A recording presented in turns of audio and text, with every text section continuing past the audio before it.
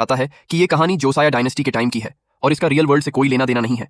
फिर बताया जाता है कि एक हिस्टोरियन ने कहा है, चांसलर यानी राजा का अपनी जनता के लिए प्यार दुनिया की सबसे वैल्यूबल चीज है।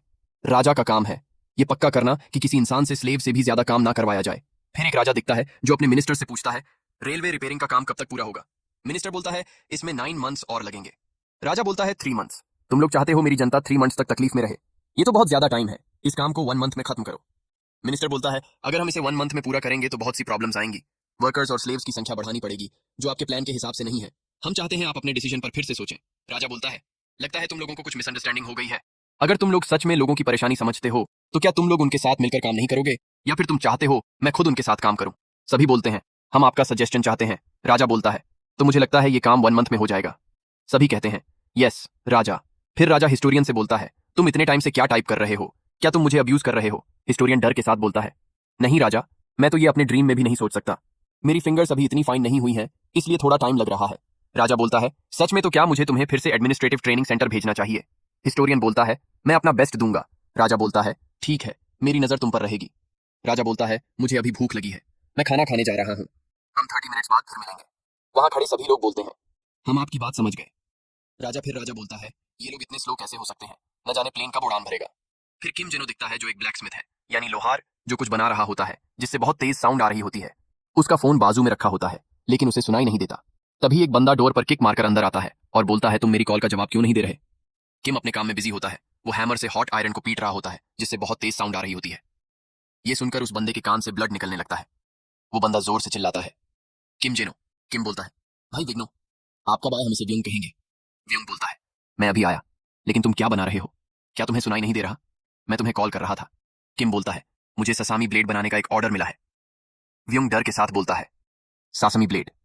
किम थोड़ा नर्वस होकर बोलता है, ये सिर्फ एक फ्लैट नाइफ है जो एक जापानीज रेस्टोरेंट ने ऑर्डर किया है जो सोल में है।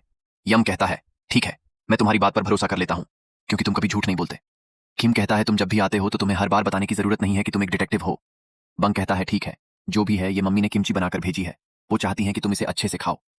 किम कहता है, आंटी को थैंक यू कहना। यंग कहता है, तुम यहाँ की सफाई क्यों नहीं करते? ये कैसा दिख रहा है? तभी व्यंग कुछ देखता है और चिल्लाकर कहता है, ये क्या है? तुम कमीने, क्या तुम दिमाग से पैदल हो जो ऐसी चीज कोरिया में बना रहे हो? हम देखते हैं कि व्यंग के हाथ में गन होती है। किम कहता है कि ये एक ओवरसीज कॉस्प्लेयर ने इसे बनाने का ऑर्डर दिया था। बंग शांत होकर कहता है, अच्छा, मुझे लगा तुमने एक रियल गन बना दी, और उसे चेक करता है जिसमें स्टील वायर होता है, जिसे देखकर बंग किम के सर पर टैप मारकर कहता है, कभी तुमने स्टील वायर का यूज प्रॉप में क्यों किया? किम कहता है, अगर मैं इसे बना रहा हूं तो मैं बहुत अच्छे से और कस्टमर की जरूरत के हिसाब से इसे बनाने वाला था। व्यंग किम की कॉलर पकड़कर कहता है, कमीने, तू यहां इसलिए आया है ताकि जब तू ऐसी चीजें बनाते वक्त मुश्किल में पड़े तो तू मेरी मदद से बच सके। किम कहता है, ऐसा नहीं है। बंग उसे घूर कर देखता है और कहता है, तो तू मुझे अपनी स्टोरेज क्यों नहीं दिखाता? किम कहता है, तुम उसे क्यों देखना चाहते हो?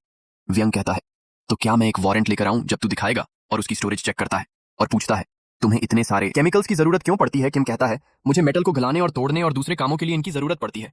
यम कहता है, तुमने इसे लीगली खरीदा है ना? अगर तुमने कोई भी प्रॉब्लम खड़ी की तो तुम मेरे हाथ से मारा जाएगा। किम कहता है, मैं ऐसा नहीं करूंगा। व्यंग कहता है, क्या सच में, क्या मुझे एक ऐसे इंसान पर भरोसा करना चाहिए जो किसी के लिए प्राइवेट गन्स भी बनाता है?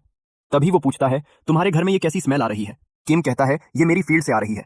यंग कहता है, क्या तुम फील्ड में भी काम करने लगे हो? किम थोड़ा हिचकिचाते हुए बोलता है, मैं वो पोटासियम नाइट्रेट बना रहा था। व्यंग किम को गुस्से में देखकर कहता है, तुमने पोटासियम नाइट्रेट के बारे में अभी क्या कहा? जिनको नहीं पता, मैं उन्हें बता दूं कि पोटासियम नाइट्रेट का यूज गन पाउडर बनाने में होता है। किम कहता है, मुझे गन पाउडर की जरूरत थी, मैं चेक करना चाहता था कि मेरे द्वारा बनाई गई राइफल सही से काम कर रही है या नहीं, और तुम्हें तो पता ही है कि गन पाउडर हासिल करना कितना मुश्किल काम है। यंग गुस्से से आगा बबूला हो जाता है और किम के कंधे पर हाथ रखकर कहता है, छोटे भाई, तुम्हें पता है ना मुझे कितनी मुश्किल से तुम्हें अंकल से दूर करना पड़ा जब तुमने कहा कि तुम अमेरिका जा रहे हो और वहां जाकर तुम एक शिप बनाना चाहते थे। तुम्हें पता होना चाहिए कि प्रॉब्लम खड़ी करने की भी एक लिमिट होती है। और उसके कंधे को दबाकर कहता है कि अभी इस पर हल चलाओ, और उससे कहता है कि मैं 2 दिन बाद आकर फिर से चेक करूंगा, तब तक पूरी जगह पर हल चल जाना चाहिए। किम कहता है, ठीक है। बंग जाने से पहले कहता है कि किमची को फ्रिज में रख दो अभी, और वहां से अपनी गाड़ी लेकर निकल जाता है। किम कहता है, मुझे कल मिस्टर हंग का ट्रैक्टर लेना पड़ेगा, और अलबरी में किसी चीज को देखकर कहता है, चलो, उसने इस चीज को तो नहीं देखा। अगर उसने इसे देख लिया होता तो वो पक्का मुझे डिटेंशन सेंटर में भेज देता। फिर हमें पता चलता है कि किम नाइट्रोग्लिन को देखकर ये कह रहा होता है, नाइट्रोग्लाइसरीन डायनामाइट के लिए रॉ मटेरियल होता है क्योंकि लाइट, गर्मी और नमी के लिए बहुत सेंसिटिव होती है। थोड़ा सा भी इंपैक्ट पड़ने पर ये फट जाती है। किम सोचता है, मैंने इसे बनाया ही क्यों? इसके साथ तो मैं कभी भी पकड़ा जा सकता हूं। तभी वहां अर्थक्वेक आता है और किम के हाथ से नाइट्रोग्लाइसरीन का बॉक्स गिर जाता है। किम उसे पकड़ने की कोशिश करता है और उसे पकड़ भी लेता है, लेकिन एक नाइट्रोग्लाइसरीन ट्यूब बॉक्स से नीचे गिर जाती है और फिर केमिकल रिएक्शन होती है और एक बहुत बड़ा ब्लास्ट होता है जिसमें किम का राम नाम सत्य हो जाता है। उसके बाद किम को चारों तरफ अंधेरा दिखता है और उसे स्टक फील होता है। किम सोचता है क्या मैं अभी भी जिंदा हूं, और वो दो लोगों को देखता है। एक आदमी कहता है, टियर, हमारे बच्चे ने आंखें खोल ली। लेडी कहती है, हाँ तुमने सही कहा। किम सोचता है, क्या इन लोगों ने मेरी जान बचाई है? लेडी अपने हस्बैंड से कहती है, इसकी आंखें बिल्कुल आप पर गई हैं। उसका हस्बैंड कहता है, हाँ, और इसकी नोज बिल्कुल तुम्हारे जैसी है। किम सोचता है ये लोग किसके बारे में बात कर रहे हैं। फिर लेडी कहती है, अभी अभी ये मूव किया। किम सोचता है इनके बोलने का तरीका इतना अलग क्यों है। उसका हस्बैंड कहता है, क्या इसे कहीं अनकंफर्टेबल फील हो रहा है? लेडी कहती है, चलो मुझे इसे उठाने दो। किम सोचता है, क्या मैं ऊपर उठ रहा हूं? तभी पता चलता है कि किम 35 साल की उम्र में भगवान को प्यारा हो गया है। किम सोचता है ये दोनों कौन है। फिर पता चलता है कि किम जोसेन पीरियड में पैदा हुआ है। चैप्टर 2 की स्टार्टिंग में बताया जाता है कि किम के रिबर्थ को 3 महीने बीत चुके हैं। किम बताता है कि उसे दूसरों की बातें सुनकर कुछ चीजें समझ आई हैं। सबसे पहले कि ये जोसेन पीरियड का टाइम है। यहाँ लोग जैसे कपड़े पहनते हैं उससे लगता है कि ये डायनेस्टी की शुरुआत का टाइम है। और मेरे फादर एक रॉयल्टी हैं, लेकिन वो ताज से बहुत दूर हैं। किम बताता है कि उसने अपने हाई स्कूल में सुना था। फिर पास्ट का सीन दिखता है जहां किम के टीचर कह रहे होते हैं कि जोसेon डायनेस्टी के किंग दिन भर पढ़ाई करते रहते थे।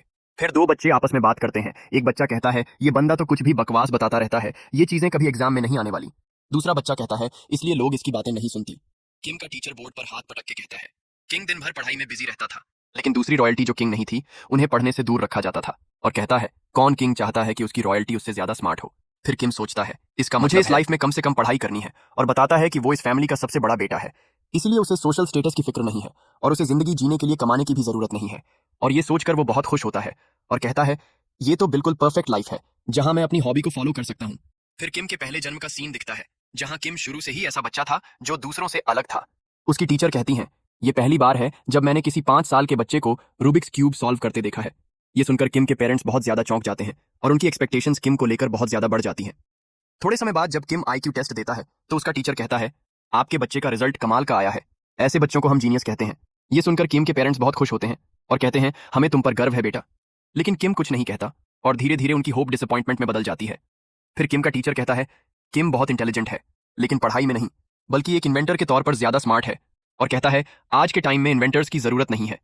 लेकिन अगर किम कुछ साल पहले पैदा हुआ होता तो उसका नाम हिस्ट्री में लिखा जाता। और हमें पता चलता है कि किम के जीनियस होने में सबसे इंपॉर्टेंट पार्ट मिसिंग है, जो है स्टडी। फिर किम के फादर उसका रिजल्ट देखकर कहते हैं, तुम जैसे स्मार्ट बच्चे को पढ़ाई क्यों नहीं पसंद, और रिजल्ट उसके ऊपर फेंक देते हैं और कहते हैं, अगर तुम थोड़ा भी पढ़ लो तो अच्छा करोगे, मैं ये सब तुम्हारे भले के लिए कह रहा हूं। किम शांत रहता है और अपने पेरेंट्स के तानों और पढ़ाई के स्ट्रेस से दूर अपनी हॉबी के पास चला जाता है।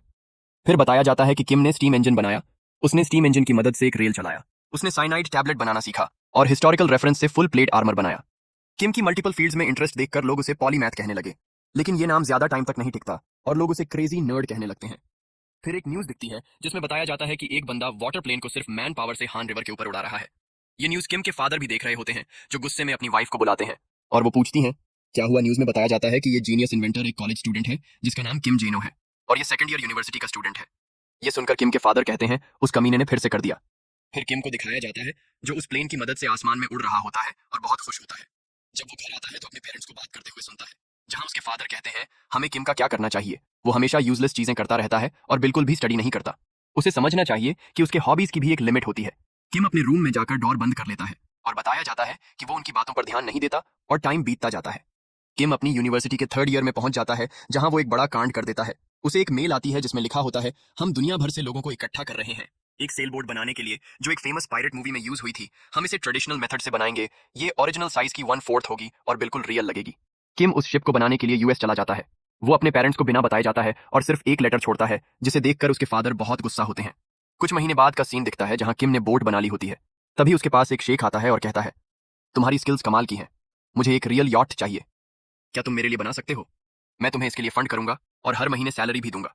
ये सुनकर किम डील मान लेता है और उसे यूएस में और टाइम रुकना पड़ता है। फिर दिखता है कि किम ने एक्चुअल बोट बना ली होती है और बहुत टाइम बाद कोरिया वापस आता है। जैसे ही वो घर आता है उसके फादर उसे जोर से थप्पड़ मारते हैं और कहते हैं, तुम यूएस कैसे जा सकते हो, वो भी बिना बताए मुझे? तुम जैसे बच्चे को पैदा ही नहीं करना चाहिए था, मेरे घर से निकल जाओ। उसकी वाइफ कहती है, किम बहुत दिनों बाद घर आया है और आप उसे घर से निकालने की बात कर रहे हैं। उसके फादर कहते हैं, ऐसा इसलिए क्योंकि तुम हर बार इसकी साइड लेती हो। उसकी मॉम कहती है, लेकिन तुम अपने बच्चे को कैसे मार सकते हो? उसके फादर, ऐसा इसलिए क्योंकि तुम हर बार इसकी साइड लेती हो। उसकी मॉम कहती है, लेकिन तुम अपने बच्चे को कैसे मार सकते हो? उसके फादर कहते हैं, तुमने ही इसे बिगाड़ा है। उसकी मॉम कहती है, तो तुम कह रहे हो इसमें मेरी गलती है।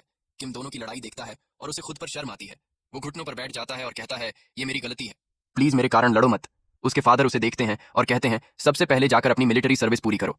फिर बताया जाता है कि किम ने अपनी ड्यूटी पूरी करने के बाद एक डिग्री ली और फिर लेवल 5 सिविल सर्विस एग्जामिनेशन एक ही साल में पास कर लिया।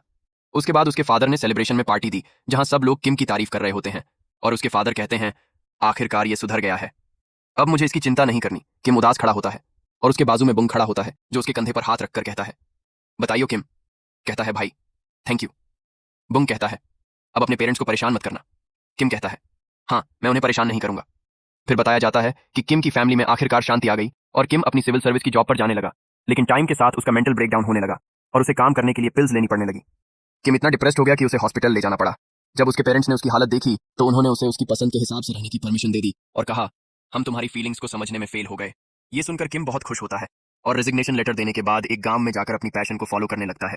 फिर एक एक्सीडेंट के कारण उसका जोसियन पीरियड में फिर से जन्म होता है और प्रेजेंट में किम को दिखाया जाता है जो अब भी बच्चा होता है और कहता है, ये तो बहुत अच्छा है कि अब मैं एक सिल्वर स्पून के साथ पैदा हुआ हूँ। सिल्वर स्पून मतलब जिसके पेरेंट्स के पास बहुत पैसा हो, जैसे आज के टाइम में किसी के पास 1000 करोड़ से ज्यादा की प्रॉपर्टी हो। किम कहता है, अब मैं अपनी सारी हॉबीज पूरी करूंगा जो मैं अपनी पिछली लाइफ में नहीं कर पाया, और बहुत खुश होता है। उसकी मॉम कहती है, क्या आज हमारे बच्चे को अच्छा फील हो रहा है? और हम बैकग्राउंड में एक गाना सुनते हैं जो कोरियन में लिखा होता है जो मुझे समझ में नहीं आता। वहीं किम बहुत खुश हो रहा होता है। उसे देखकर उसकी माँ सोचती है, हमारा बेटा क्लासिक पसंद करता है, इसलिए ये लिरिक्स जरूर कमाल के होंगे। फिर टाइम बीतता है और किम के जन्म को एक साल पूरा हो जाता है। फिर किम के घर कुछ लोग आते हैं जो उसके फादर को बधाई देने आए होते हैं। किम अपने फादर को देखकर सोचता है, ये इंसान मेरे फादर हैं और जितना मैंने इमेजिन किया था उनकी पोजीशन उससे भी ज्यादा पावरफुल लग रही है, और सोचता है कि एक ऐसी फैमिली जो किंग बनने से दूर है असल में बहुत ज्यादा डेंजरस होती है, और सोचता है क्या मैं यहाँ ठीक रहूंगा। तभी कुछ लोग कहते हैं कि क्राउन प्रिंस आ रहे हैं और सब लोग उनका और ग्रैंड प्रिंस का वेलकम करते हैं। क्राउन प्रिंस कहते हैं, आप सभी से मिलकर अच्छा लगा, और कहते हैं, मेरे भतीजे की फर्स्ट डोल पार्टी आ ही गई। कोरियन ट्रेडिशन में फर्स्ट डोल पार्टी बच्चे के पहले बर्थडे को सेलिब्रेट करने को कहते हैं। क्राउन प्रिंस किम के फादर चिंग योंग को बधाई देते हैं और उसकी मॉम को भी ग्रैंड प्रिंस भी उन्हें बधाई देते हैं। किम के फादर कहते हैं, थैंक यू प्रिंस, और वहीं किम कुछ सोचता रहता है। उसकी मॉम कहती है, thank you crown Prince, great commander of great army. तभी क्राउन प्रिंस कहते हैं, भाभी क्या मैं उठा सकता हूँ? उसकी मॉम कहती है, ये तो हमारे लिए सम्मान की बात होगी। किम को कुछ समझ नहीं आता, लेकिन वो सोचता है, मेरे कान के पास से कुछ इंपॉर्टेंट वर्ड्स निकले हैं। क्राउन प्रिंस किम को उठा लेते हैं। किम सोचता है, अभी मुझे मुस्कुराना चाहिए, और वो हंसता है। क्राउन प्रिंस कहते हैं, भाभी ये बच्चा तो बहुत क्यूट है, और किम के फादर चिंग योंग से कहते हैं, तुम्हारा बच्चा बहुत ब्राइट है, ये तुम पर गया है। तभी किम को कुछ क्लिक होता है और वो सोचता है, चिंग योंग द ग्रेट, और उसे कुछ समझ आता है। वो अपने फादर की तरफ मुड़कर देखता है और सोचता है, ये तो ग्रैंड प्रिंस चिंग योंग हैं और मेरे फादर से जोंग द ग्रेट हैं। फिर दिखाया जाता है कि किम के फादर की तस्वीर आज के कोरिया के करेंसी नोट पर लगी होती है। चैप्टर 3 की स्टार्टिंग में बताया जाता है कि जोसेओन डायनेस्टी के चौथे किंग किंग सेजोंग ने लोगों को बोलने के लिए अल्फाबेट बनाई, जिसकी स्क्रिप्ट से आज की कोरियन लैंग्वेज लिखी जाती है, और वो कोरिया की हिस्ट्री में सबसे रिस्पेक्टेड किंग्स में से एक थे। उन्हें हर एज ग्रुप और जेंडर के लोग पसंद करते थे। किम सोचता है वो राजा मेरे फादर हैं, तभी उसे कुछ याद आता है और एक गाना सुनाया जाता है जो कोरिया में बच्चों को स्कूल में याद करवाया जाता है। गाना होता है तेजुंग तेसे मुंदा से। इस गाने में जोसियोन डायनेस्टी के सारे 27 किंग्स, जिनका शासन 1392 से 1910 तक रहा, उनके नाम क्रोनोलॉजिकल ऑर्डर में लिए जाते हैं। किम सोचता है, इस गाने में मून मैं हूं और मेरा बेटा डैन है। फिर किम को एक टेबल के सामने बैठाया जाता है जिसमें कॉपी किताब, गोल्ड, सिल्वर, बो, फूड, रोप, फ्रूट्स और बहुत सारी चीजें रखी होती हैं। किम कहता है, तो ये मेरी फर्स्ट डॉल जबी है। डॉल जबी कोरियन ट्रेडिशनल में एक रिचुअल होता है जहां बच्चे के सामने बहुत सारी चीजें रखी जाती हैं और फिर बच्चा जो भी चीज उठाता है उसके जरिए उसका फ्यूचर प्रोटेक्ट किया जाता है। किम सोचता है, मुझे इनमें से कौन सी चीज उठानी चाहिए। तभी उसकी आंख पर किसी चीज की चमक पड़ती है और वो क्राउन प्रिंस के कान की ईयरिंग को देखता है जो शाइन कर रही होती है। उसे देखकर वो बहुत खुश होता है और अपने हाथ उठाकर क्राउन प्रिंस की तरफ इशारा करता है। क्राउन प्रिंस उसे देखते हैं और आजू बाजू घूमते हैं तो किम भी घूमता है।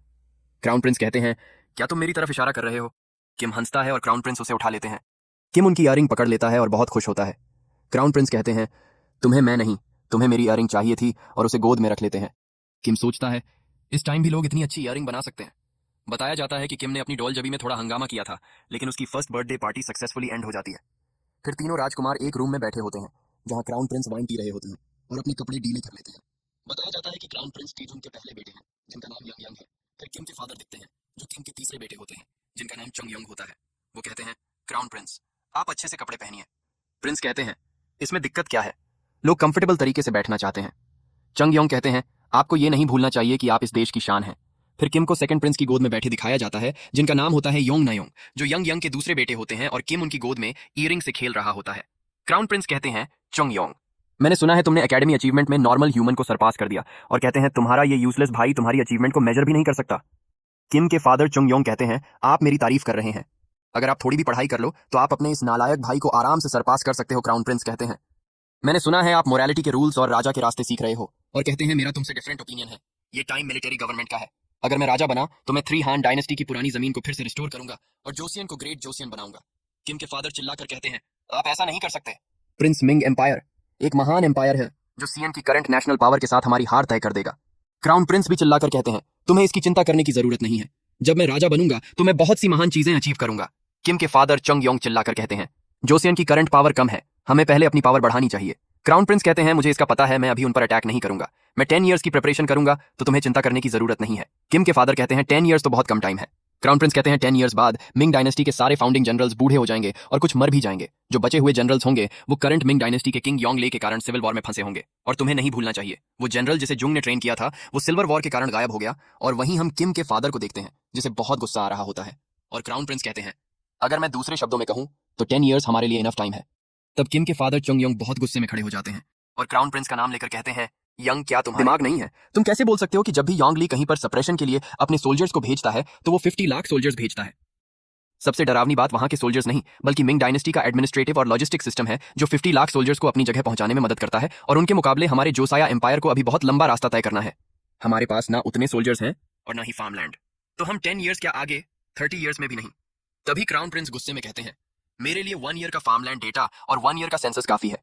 ये सुनकर चुंग योंग चौंक जाता है और क्राउन प्रिंस कहते हैं मैं क्राउन प्रिंस हूं, मैं मानता हूं तुम बहुत इंटेलिजेंट हो, लेकिन मैं हूं जो थ्रोन पर बैठने वाला हूं, तुम नहीं, तो तुम्हें सिर्फ मेरा साथ देना है। चुंग योंग को बहुत गुस्सा आता है और वहीं हम सेकंड प्रिंस को देखते हैं जो कहते हैं एक राजा के बेटों से ऐसे बिहेवियर की उम्मीद किसने की होगी। तभी किम को कुछ क्लिक होता है और वो सोचता है मेरे फादर चंग योंग वो नहीं है जो थ्रोन पर बैठने वाले हैं।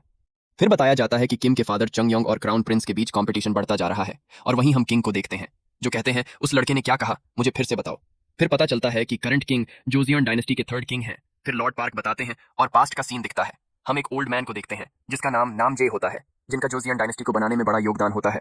और जो राइट स्टेट के काउंसलर होते हैं, काउंसलर को आप जोसियन डायनेस्टी में मिनिस्टर लेवल की पोजीशन समझ सकते हैं या एक एडवाइजर जो राजा को सलाह देता हो। हम उस ओल्ड मैन के पास ग्रैंड प्रिंस चंग जोंग को देखते हैं और वहां बहुत से लोग होते हैं जिन्हें वो ओल्ड मैन बता रहा होता है कि जब राजा ने थ्रोन संभाला तो मैंने उन्हें एडवाइस दी कि स्कॉलरली एक्टिविटीज में पार्टिसिपेट करना चाहिए, जिस पर उन्होंने कहा था कि क्राउन प्रिंस का स्कॉलर्स बनना कोई काम नहीं, इसलिए क्राउन प्रिंस को स्टडी करने से क्या मतलब। और उन्होंने कहा आखिर राजा का बेटा राजा नहीं बनेगा तो कौन बनेगा। और वो चुंग योंग को देखकर कहते हैं मुझे खुशी है कि तुम पढ़ाई में अच्छे हो। तभी हम लॉर्ड पार्क को देखते हैं जो ये सब बातें किंग को बता रहे होते हैं कि लॉर्ड नाम ने चुंग योंग की तारीफ की।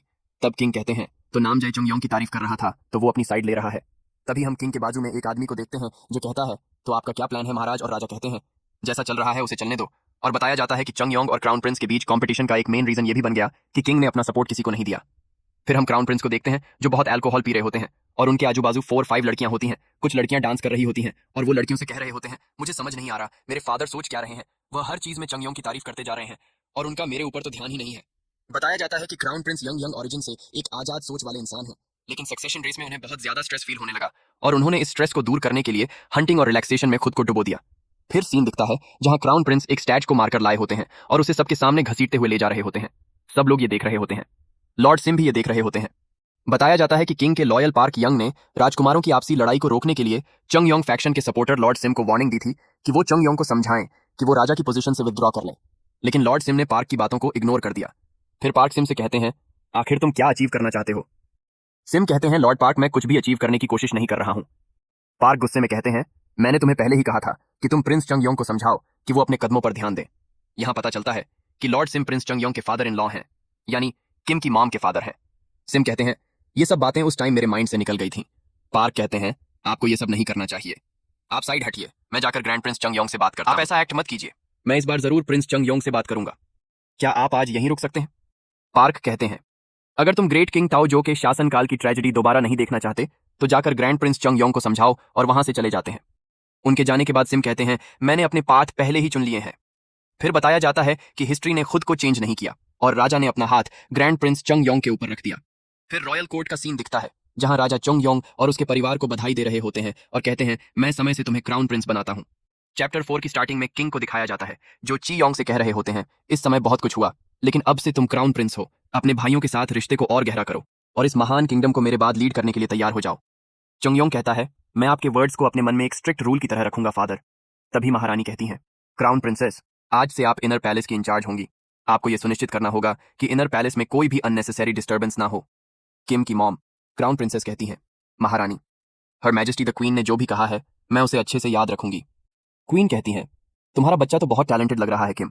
थैंक यू कहता है। किम के फादर चिंग योंग कहते हैं, वो अभी से प्राइम नॉलेज सीखना शुरू कर चुका है। क्वीन कहती हैं, सच में क्या? ये अभी 4 इयर्स का नहीं हुआ। चिंग योंग कहते हैं, ये इस साल अक्टूबर में 4 इयर्स का हो जाएगा। किंग कहते हैं, ये तो हमारे किंगडम और रॉयल फैमिली के लिए एक ब्लेसिंग है। किम सोचता है, जैसा मैंने इमेजिन किया था, यहाँ का माहौल तो बहुत ज्यादा टेंस है, और सोचता है मास्टर सिम कहते थे। फिर मास्टर सिम को दिखाया जाता है, जो कहते हैं, क्या तुमने वो कहावत सुनी है कि तुम्हारी पहली जिंदगी का दुश्मन तुम्हारी दूसरी जिंदगी में तुम्हारी वाइफ होती है? और कहते हैं ये कहावत जोसियन डायनेस्टी के किंग टेजुंग और उनकी वाइफ के लिए परफेक्ट फिट होती है, या कहूं कि उनका रिश्ता लव हेट कपल वाला था। किम बताता है कि किंग टेजुंग ने अपनी वाइफ के सारे फैमिली मेंबर्स को मार दिया था ताकि वो अपने मटेरियल रिलेटिव्स को चेक में रख सके, और कहता है कि इसे देखकर कहा जा सकता है कि इन दोनों की रिलेशनशिप लव हेट वाली थी। तभी किंग कहते हैं, क्राउन प्रिंसेस, मैंने सुना है तुम्हारे पिता कुछ समय से बहुत बिजी हैं। क्राउन प्रिंसेस डरकर कहती हैं, मुझे कोई आइडिया नहीं है, मैं हमेशा अपने रूम में रहती हूँ और बहुत ज्यादा डर रही होती हैं। तब किंग कहते हैं, तो ऐसा है, और कहते हैं, मैं आशा करता हूं कि वो आरामदायक लाइफ जी सकें, क्योंकि वो अब बहुत बूढ़े हो गए हैं। अभी उनका हेल्थ अच्छा है, लेकिन क्या पता वो बीमार पड़ जाएं तो जो भी कर रहे हैं वो सब वेस्ट हो जाएगा। क्राउन प्रिंसेस कहती हैं, हाँ, मैं आपका मैसेज उन्हें जरूर पहुंचा दूंगी, और उनके चेहरे पर बहुत टेंशन होती है। किम सोचता है, अगर ऐसा ही चलता रहा तो एक ब्लडशेड भी हो सकता है। फिर बताया जाता है कि ग्रैंड प्रिंस सेजोंग के क्राउन प्रिंस बनने के 2 मंथ्स बाद ही सेजोंग को थ्रोन पर बैठा दिया गया, और किंग चुंग जोंग ने खुद को सेल्फ रिटायर करके राजा का पद छोड़ दिया। तेजोंग को क्राउन प्रिंसेस की फैमिली को लेकर बहुत चिंता थी, क्योंकि सेजोंग के राजा बनने के बाद उनकी पावर बहुत ज्यादा बढ़ गई थी। जैसे जैसे तेजोंग का सस्पेशन क्राउन प्रिंसेस के रिलेटिव्स पर बढ़ता गया, तभी कुछ ऐसा हुआ जिससे वो सस्पेशन सर्टेनिटी में बदल गया। फिर एक सर्वेंट को दिखाया जाता है जो पुराने किंग तेजोंग को खबर देता है कि किंग संगिन सिमजोंग और पार्क सप ने कुछ समय पहले एक प्राइवेट मीटिंग की है। बताया जाता है कि सिमजोंग योंग का गवर्नर है और उसके अंडर मिलिट्री डिवीजन आती है, और वो क्राउन प्रिंसेस के पिता का छोटा भाई है। सर्वेंट किंग को बताता है, उस मीटिंग में किंग स्विंग ने कहा कि रिटायर्ड किंग की प्रेजेंस के कारण करंट किंग की पावर बहुत लिमिटेड है। ये सुनकर तेजोंग कहता है, ठीक है। फिर बताया जाता है कि ये बात किंग के ऊपर कटाक्ष थी कि किंग चंगजोंग ने अपना क्राउन किसी और को देने के बाद भी पूरी तरह से अपनी पावर ट्रांसफर नहीं की, और फिर राजा को आदेश देते हुए दिखाया जाता है, जो कहते हैं, उन सबको उसका हर्जाना चुकाना पड़ेगा, जाकर उन्हें पकड़ लो। फिर क्वीन को दिखाया जाता है, जो राजा से कहती हैं, ये सब तुमने मेरी फैमिली के साथ किया, क्या ये काफी नहीं था कि अब तुम हमारी बहू की फैमिली के साथ भी ये सब करने वाले हो? राजा को क्वीन की बातों से कोई फर्क नहीं पड़ता। फिर बताया जाता है कि इस घटना को किंग संगिन कैद कहने लगे, और इस घटना में किंग सिंगान को डेथ सेंटेंस मिला, जिसमें उसके हाथ पैर बांधकर घोड़े से घसीटा गया, और सिम को लाइफ इंप्रिजनमेंट का दंड मिला, और क्राउन प्रिंसेस की फैमिली के सारे मेंबर्स को स्लेव बनाकर बेच दिया गया। और बताया जाता है कि जब ये सब हो रहा था तो सेजोंग यानी किम के फादर ने उस टाइम कुछ भी रिएक्ट नहीं किया। अब से नरेशन में किम के फादर को सेजोंग कहा जाएगा, और फिर एक सीन दिखाया जाता है जहां सुजोंग स्क्रोल पढ़ रहे होते हैं और क्वीन बहुत ज्यादा रो रही होती हैं। किम सोचता है कि अगर क्वीन के साइड के रिलेटिव्स अच्छे हों तो वो फ्यूचर में राजा के लिए एक स्ट्रॉन्ग डिफेंस बन सकते हैं। वो ब्रीफली सोचता है कि क्या वो सेजोंग को कन्विंस करे, लेकिन उनके चेहरे को देखकर डिसाइड करता है कि कुछ भी कहना सही नहीं होगा। वो इंटरनली एक्नॉलेज करता है कि रियल हिस्ट्री में भी यही हुआ था।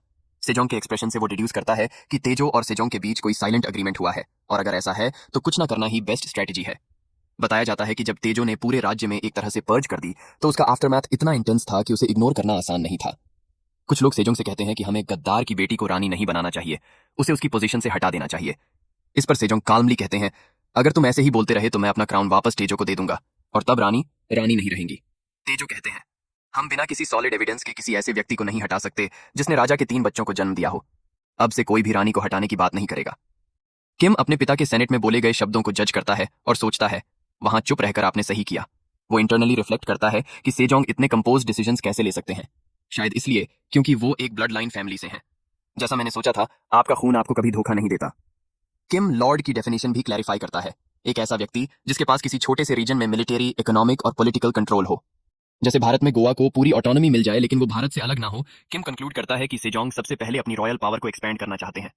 इतने सारे पॉलिटिकल अपहीवल के बाद मिंग एम्पायर से एक एनवॉय आता है जो कई सवाल उठाता है, लेकिन अंत में सत्ता का ट्रांसफर स्मूथली हो जाता है। फिर हम सुजोंग को देखते हैं जिनकी गोद में किम बैठा होता है। सुजोंग एक स्क्रोल पढ़ रहे होते हैं जिसमें लिखा होता है, मिंग एम्पायर के एनवॉय को सेटिस्फाई करने के लिए, क्योंकि तेजो का मिलिट्री पर कंट्रोल रहेगा, सेजोंग को ओई आइलैंड पर हमला करना पड़ेगा और तोसामा आइलैंड पर कब्जा करना होगा। सेजोंग कहते हैं, अगर मेरे पास थोड़ी और पावर होती तो मैं अटैक की ओर तैयारी कर सकता था। किम सोचता है, इजंगू ओई पर अटैक का रिजल्ट क्या था? क्या वो पूरी तरह सक्सेसफुल था या पार्शियल? वो स्क्रोल उठाने की कोशिश करता है लेकिन हाथ छोटे होने के कारण नहीं उठा पाता और उसे शर्मिंदगी महसूस होती है। सुजोंग उसे देखकर कहते हैं, मेरा बेटा अभी से नेशनल अफेयर्स में इंटरेस्ट लेने लगा है। अगर तुम इन अफेयर्स में हिस्सा लेना चाहते हो तो पहले स्टडी करनी पड़ेगी। एजोंग वहां खड़े हेड यूनक से कहते हैं, चीफ रॉयल सेक्रेटरी को बुलाओ। यूनक कहते हैं, जी महाराज। फिर चीफ रॉयल सेक्रेटरी आते हैं और किम को अपने कंधे पर उठाकर कहते हैं, राजकुमार चलो चलते हैं। और किम पीछे लटका हुआ सोचता है कि मुझे तो पढ़ाई से नफरत है, फिर हम किम को देखते हैं जो एक कोने में बैठा हुआ कहता है कि मैं ऐसे नहीं रह सकता। यदि ऐसा ही चलता रहा तो मैं अपनी हॉबीज को पूरा किए बिना जवानी में ही मर जाऊंगा। यहाँ तो मुझे केवल स्टडीज ही करनी पड़ती हैं, जैसा हिस्ट्री में कहा गया था। और कहता है कि यदि मैं ऐसा नहीं करना चाहता तो मुझे पहले एक प्लान बनाना होगा। और बताता है कि प्लान का बेसिक है कि ग्रेट किंग सुजोंग फैनेटिक है। फैनेटिक का मतलब है ऐसा व्यक्ति जो किसी रुचि या एक्टिविटी के प्रति अत्यंत उत्साही और समर्पित हो। जैसे कि हम लोगों को जेसीबी की खुदाई देखना पसंद है। और बताता है कि सेजोंग ने लोगों के निर्देश के लिए प्रॉपर साउंड की स्क्रिप्ट बनाई। उन्होंने बहुत सी चीजें बनाई। उन्होंने द हेमिस्फेरिकल सनडायल बनाया, उन्होंने डिवाइन मैकेनिकल एरोज बनाए। और किम बताता है कि वह दूसरे लोगों के टैलेंट को पहचानने में भी कैपेबल हैं और सेजोंग ने हिस्ट्री में कुछ महान लोगों को भी आगे बढ़ाया है। फिर नाम बताता है। सबसे पहले नाम जुंग यंग सियोल, जो कि एक मैकेनिकल इंजीनियर, साइंटिस्ट और इन्वेंटर होता है। फिर ली चैंग और ली सुन्युंग का नाम बताता है, जो कि एस्ट्रोनॉमिकल डेटा को कलेक्ट करते हैं। यदि उनके पास कुछ स्किल्स नहीं भी हों तो कोई बात नहीं है।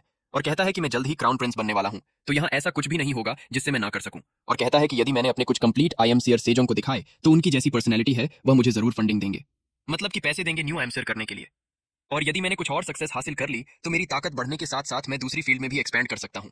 और सोचता है कि यदि मैं ऐसा करूं तो मेरी आगे की लाइफ बहुत खुशियों भरी होगी। और कहता है कि हाँ, मुझे थोड़ी सी पढ़ाई तो करनी पड़ेगी। आखिरकार मैं मंत्रियों से बहस करते वक्त पीछे तो नहीं रह सकता, इसलिए मेरे पास पढ़ने के अलावा और कोई चांस नहीं है। और कहता है कि अब क्या बचा है। और उसे कुछ याद आता है और कहता है कि क्राउन प्रिंस की अप्लाई कराने के लिए जितने लोग रिस्पॉन्सिबल हैं उन्हें अपने बस में कर लेना चाहिए। और कहता है कि जब मैं मैच्योर हो जाऊंगा तो ये सभी लोग आगे जाकर बड़ी पोजीशन होल्ड करेंगे, इसलिए इन सभी लोगों को एडवांस में अपने अंदर ले लेना चाहिए। और सोचता है कि थोड़ा अच्छा होगा यदि मैं इन सभी को रोस्ट भी करूं। रोस्ट का मतलब है उन सभी का मजाक उड़ाना। और कहता है उन सभी को अपना गुलाम बना लूं तो और भी अच्छा है, जो कि सिर्फ मेरे कहने पर चले। और कहता है कि मेरे फ्यूचर के गुलाम मेरा इंतजार करो। 5 की स्टार्टिंग में हम किम को देखते हैं जो अपने सर्वेंट के साथ महल में घूम रहा होता है। तभी उसकी नजर जंगल में पड़ती है जहां किसी ने मल गिराया होता है, जिसे देखकर उसे बहुत डिस्गस्टिंग फील होता है। और कहता है कि यह पैलेस तो बहुत घिनौना है, यह बदबू तो मुझे मार ही देगी। तभी वह कुछ मेड को देखता है जो उसे ग्रीट करती हैं। तब किम कहता है ठीक है, अपना काम करते रहो। और उसे एक मेड के कपड़ों से बदबू आ रही होती है, तो वह मुड़कर देखता है कि मेड के कपड़े में मल लगा होता है। और कहता है कि यह कितना घिनौना है और सोचता है कि मैं इस किंगडम को हिलाकर रख दूंगा। फिर उसके बाद हम किम के लेक्चर को देखते हैं जहां उसके टीचर कहते हैं कि आज हमारा लॉयर लेक्चर यहीं पर खत्म होता है, यदि आपके कोई सवाल हैं तो आप हमसे पूछ सकते हैं। राजकुमार तब किम सोचता है और कहता है कि आज जब मैं सुबह घूम रहा था तो मैंने एक कोर्ट लेडी के कपड़ों पर मल देखा। ये ह्यूमन का नेचर है कि उसे डेली फ्रेश होना पड़ता है, लेकिन ये तो हमारे हाथ में है कि हम ऐसे कपड़े ना पहने जो काम करते वक्त बीच में आए। तो आप सभी इसके बारे में क्या सोचते हैं।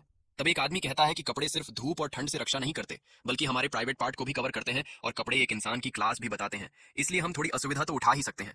तब किम कहता है क्या तुम्हें यह गलत नहीं लगता कि तुम लोग किसी की क्लास उसके कपड़ों से जज करते हो। और फिर एक सेंटेंस सुनाता है, भले ही सज्जन व्यक्ति थड़ी पहने हुए हो लेकिन उनके सद्गुणों की सुगंध पूरे विश्व में फैलती है। और कहता है क्या ये कहावत नहीं है जिसे हम पढ़ते हैं। और कहता है कि हमें अपनी पुरानी सोच को बदलना चाहिए। तब एक आदमी कहता है कि ये ऐसी समस्या नहीं है जिसे हम अभी सुलझा सकें। तो क्या आपके दूसरे कोई सवाल है जिस पर किम के मन में गुस्सा होता है और सोचता है कि ये कमीने लोग सब्जेक्ट चेंज करने की कोशिश कर रहे हैं। और कहता है कि मैंने अभी कुछ देर पहले लेटर में पढ़ा था कि हम तो त्सुमा आइलैंड पर कब्जा कर रहे हैं। तब वो बड़ा सरप्राइज होता है और कहता है कि आपको ये कैसे पता। तब किम कहता है कि मैंने अपने फादर के साथ इसे देखा था। उस लेटर में लिखा था कि नोबल और आम आदमी सभी को सेना में भर्ती किया जा रहा है, फार्मर्स को छोड़कर। और कहता है कि हमारी नेवी को प्रॉपर ट्रेनिंग नहीं मिली तो क्या ये हमारे लिए एक बड़ी प्रॉब्लम नहीं होगी। आखिर हम अपने नौसैनिकों को ट्रेन क्यों नहीं कर रहे हैं। तब वो वड्डा कुछ कहने वाला होता है। तब किम चिल्लाकर कहता है कि मैं जानना चाहता हूं कि आखिर हम त्सुमा आइलैंड के नागरिकों को दूसरी जगह शिफ्ट क्यों नहीं कर देते। और अगर तुम्हें डर है कि त्सुमा आइलैंड जापानीज पायरेट का घर बन जाएगा तो क्या तुम्हें नहीं लगता कि ये अच्छा आइडिया होगा कि हम त्सुमा आइलैंड के नागरिकों को हमारे राज्य जोसियन के नॉर्थर्न रीजन में बसा दें। और अगर हम ऐसा करते हैं तो हमें डायमी ऑफ त्सुमा के बारे में भी चिंता नहीं करनी पड़ेगी, और जो हम उसे टाइटल और ब्रॉन्ज सील देते हैं उसकी जरूरत अपने आप खत्म हो जाएगी। ब्रॉन्ज सील ब्रॉन्ज से बनी होती है। ये सील डायमी ऑफ त्सुमा को गाही की संधि में दी गई थी, जिसमें कोरियन गवर्नमेंट को वजीफा प्राप्त होता है और कोरियन पोर्ट पर किसी भी जापानीज समुद्री डाकू को रोकने के लिए उन्हें मदद मिलती है। लेकिन इसके बदले कोरियन गवर्नमेंट को उन्हें हर साल 50 शिप से ट्रेड करने का विशेष अधिकार मिलता है। तब वो वर्ड कहता है, राजकुमार ये ऐसा इश्यू नहीं है जिसे हम जैसे तुच्छ सेवक डिस्कस कर सकें। तब किम को और गुस्सा आता है कि ये लोग उसकी बातों को टालने की कोशिश कर रहे हैं। फिर हम 3 लोगों को बात करते देखते हैं जो किम के टीचर होते हैं, जो कहते हैं कि आज राजकुमार की बातों को सुनकर लग रहा था कि भाई 5 साल के नहीं है। दूसरा व्यक्ति कहता है कि हाँ, ये बिलीव करना थोड़ा मुश्किल है कि भाई अभी सिर्फ 5 साल के हैं। और कहता है कि जब राजा ने हमें राजकुमार की स्टडी पर फोकस करने को कहा तो मुझे लगा कि ये कुछ ज्यादा ही हो रहा है, लेकिन राजकुमार को इतना स्मार्ट देखकर लगता है कि हमें उनकी पढ़ाई की डिफिकल्टी और बढ़ा देनी चाहिए। तब एक आदमी कहता है कि मैं उस दिन का इंतजार कर रहा हूँ जब राजकुमार राजा बनेंगे। तभी दूसरा आदमी उसे रोककर कहता है कि अपनी जुबान पर ध्यान दो। फिर हम किम को देखते हैं जो अपनी एक बुक को फेंक कर कहता है कि मैं अभी क्राउन प्रिंस नहीं बना। तो वो कमीने लोग मुझे आधा अधूरा आंसर देकर चले गए। और हम वो बुक देखते हैं जिसे किम ने फेंका होता है। उसका नाम सिंह होता है। ये बुक ऑफ सॉन्ग्स होती है जो 3 क्लासिक्स में से एक है, जिसमें कन्फ्यूशियस की टीचिंग्स लिखी गई हैं। फिर हम किम को देखते हैं जो गहरी सांस लेकर कहता है ये कितना फ्रस्ट्रेटिंग है, और सोचता है कि अगर ऐसा ही चलता रहा तो मेरी लाइफ भी ओरिजिनल किंग मुंगजोंग जैसी छोटी रह जाएगी, और कहता है कि मैं अपनी चाल 10 साल बाद चलने वाला था, लेकिन अब लगता है मुझे अपना प्लान अभी शुरू कर देना चाहिए, और कहता है जैसे ही मैं क्राउन प्रिंस बनूंगा इन सबको मनों की बांट लगा दूंगा। फिर बताया जाता है कि समय बहुत जल्दी बीत गया। सेजोंग को राजा बने 3 साल हो गए और किम जिसका बचपन का नाम हैयंग है अब 7 साल का हो गया। फिर हम किम की क्राउन प्रिंस बनने की सेरेमनी देखते हैं और फिर किम को देखते हैं जो सेरेमनी के बाद बहुत थक गया होता है और सोचता है चलो कोई बात नहीं, आखिरकार मैं क्राउन प्रिंस बन ही गया जिसका मैं लंबे समय से इंतजार कर रहा था, और कहता है चलो अब अपने फादर द्वारा इंप्लीमेंट की गई पॉलिसीज का रिव्यू करते हैं। वह पढ़ता है सॉल्ट मोनोपोली और कहता है ये तो पैसा बनाने का अच्छा तरीका है। फिर बताता है कि मिंग एम्पायर से आए लोगों को ट्रिब्यूट में गोल्ड और सिल्वर नहीं दिया गया, लेकिन उन्हें बहुत सारा पैसा दिया गया। फिर वह देखता है कि राज्य में लैंड प्रॉब्लम, स्मगलिंग प्रॉब्लम और कई इश्यूज हैं जिन्हें देखकर कहता है ऐसे एनवायरनमेंट में तो हम बिजनेस कर ही नहीं सकते। तभी उसके ब्रश से इंक गिर जाती है और वह कहता है मैं बहुत सी प्रॉब्लम्स के सॉल्यूशन तो ला सकता हूं, लेकिन अभी सबसे बड़ी प्रॉब्लम यह है कि हमारे राज्य के पास बिल्कुल भी पैसा नहीं है, मतलब कि सोना नहीं है। और कहता है आखिर एक 7 साल का बच्चा कर ही क्या सकता है, और मेरे पास इतनी पावर भी नहीं है। हाँ, लेकिन मैं क्राउन प्रिंस हूं, और कहता है यदि ऐसा है तो मैं ऐसे ही खाली नहीं बैठ सकता, मुझे छोटी चीजों से स्टार्ट करना चाहिए। फिर वह उस ब्रश को देखता है जिससे बार बार इंक गिर रही होती है और कहता है मैं कितनी भी कोशिश कर लूं लेकिन इस ब्रश को अच्छे से यूज नहीं कर सकता, और कहता है इस समय हर जगह असुविधाएं और सुविधाएं दोनों हैं। तभी उसे क्लिक होता है और कहता है बड़ी चीजों को बदलने से अच्छा है कि मैं छोटी चीजों से शुरुआत करूं, और अपने पेन को देखकर कहता है ये तो बस शुरुआत है।